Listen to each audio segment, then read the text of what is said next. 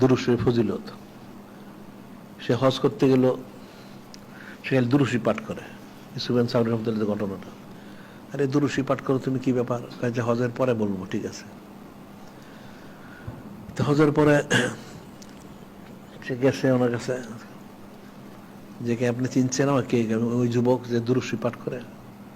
হ্যাঁ। কি ব্যাপার, তুমি কেন দুরূদ শরীফ পাঠ করো? আমি কেন করি এটা আমি কাউকে বলি নাই, আপনাকে আমি বলতাম না। যদি আপনি ওলি আল্লাহ না হইতেন আপনাকে আমি বলতাম না, আপনি বড় ওলি আল্লাহ, এই জন্য বলতে আসছে। এটা কি হয়েছে?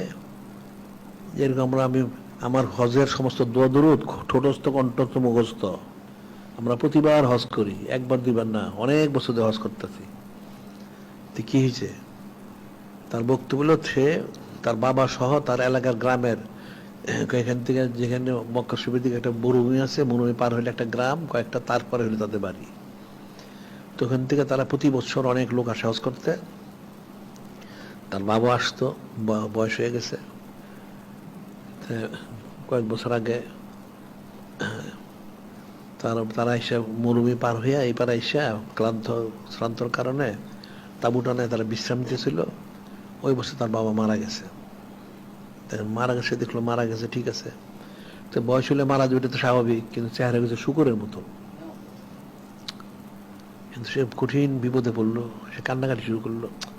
তার জানা মতে তার বাবা এমন কোন আমল করে না যে কারণে তার চেহারা শুকরের মধ্যে হইতে পারে, এটা তার জানা নাই। যাই হোক, অনেক কান্নাকাটি করতে করতে তার মুখ ডেকে দিয়ে সে চিন্তা করলো যে এখন মানুষ আমি কি করে বলবো যে মারা গেছে, তার জানাজা কাফন দরকার, মানুষ চেহারা দেখলে সব ফিরে দেব, কিন্তু মানুষই না, শুকর। তো তার দুই হাঁটুর মধ্যে মাথা রেখে সে কাঁদতে কাঁদতে সে ঘুমায় গেছে। তো ঘুমায় গেছে এখন, তো ঘুমে সে স্বপ্ন দেখতেছে। হঠাৎ দেখলো, মন হইল স্বপ্নে পুরা জায়গাটা আলো হয়ে গেছে। কি ব্যাপার, আলো হয়ে গেছে? এর মধ্যে একজন বুজুর্গ লোক জাহির হইলেন,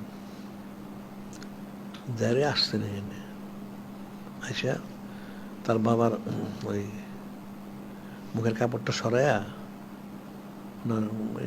হাত মোড় বুলাই দিলেন। তো বুলাই দেওয়ার সাথে সাথে চেহারাটা সুন্দর হয়ে গেল, উজ্জ্বল হয়ে গেল, নুরানি, কিন্তু মানুষের সুরত খুব সুন্দর হয়ে গেল। পরে আবার ডেকে দিলেন। তো ওই ছেলে বলতেছে, তখন গিয়ে ওনার ইয়ে করলো, ধরলো ওনার পামো, ওনার কদম ওনাকে, হুজুর আপনি কে, আমার এত উপকার করলেন, কোন বুজুর্গ আপনি, আপনি আমাকে উপকার করলেন? তুমি বললেন উনি আসলে নূরে মুজাসসাম হাবিবুল্লাহ হুজুর পাক সাল্লাল্লাহু তুমি বললেন তুমি তো আমাকে চিনো না, আমি তো তোমাদের নবী, তোমাদের রসুল, নূরে মুজাসসাম হাবিবুল্লাহ হুজুর পাক সাল্লাল্লাহু আলাইহি সাল্লাম সুবহানাল্লাহ সাল্লাল্লাহু। বললেন যে দেখো, তোমার বাবাকে আমি সুপারিশ করতে আসছি। তোমার বাবা প্রতিদিন 300 বার দুরূদ শরীফ পাঠ করে।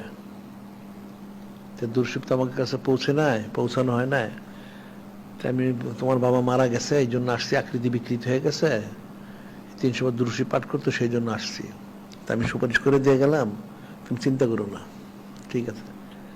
যে এরপর তো যা হওয়ার তাই হলে, দেখা হলো কি হলো শেষে, সে তো তার ঘুম ভেঙে গেল। তখন ঘুম ভেঙে উঠলো, ওটা বলে কি সত্যি না মিথ্যা, সে গিয়া ঠিকই কাপড়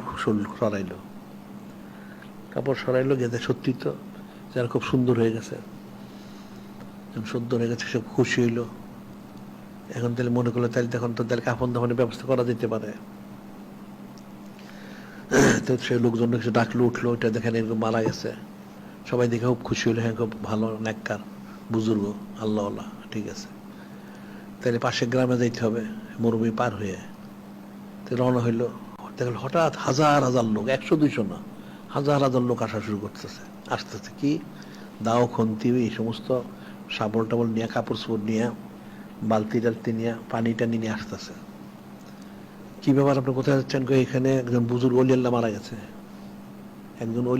গেছে, তো ওনার গোসল কাফন দাফন আমরা আসছি। তো ছেলে জিজ্ঞেস, আপনি জানলেন কেমনে এখানে মারা গেছে? আমাদের পুরা গ্রামের যে ঘোষণা হয়েছে, নেদা হয়েছে যে মুখখানে একজন বুজুর্গ ওলি আল্লাহ মারা গেছে, তোমরা তার গোসল কাফন দাফন শরীক, যারা শরীক হইবা তাদের জিন্দিগির গুনাহগাতা মাফ হয়ে দেবো। সুবহানাল্লাহ। এই ঘোষণা শুনে আমরা সবাই আসছি, সবাই এসে করে দিয়ে গেল। আমার বলার উদ্দেশ্য এটা, এটা কিন্তু নূরে মুজাসসাম হাবিবুল্লাহ হুজুর পাক সাল্লাল্লাহু আলাইহি ওয়াসাল্লাম বলেন, তোমার বাবা অনেক নামাজ পড়তো, অনেক রোজা করতো, হজ করতো, যাকাত দিত, প্রতি বছর হজ করতো তোমার বাবায়, এই জন্য আসছে। এটা তো বলেন নাই। কি বললেন? 300 বার দুরূদ পড়তো আমার প্রতি, এই জন্য সুপারিশ করতে আসছি। যে আমার প্রতি 300 বার দুরূদ পাঠ করতে, এই জন্য সুপারিশ করতে আসছি। নামাজ হজ জাকাত করতে তো আর এই জন্য আমি আসি নাই।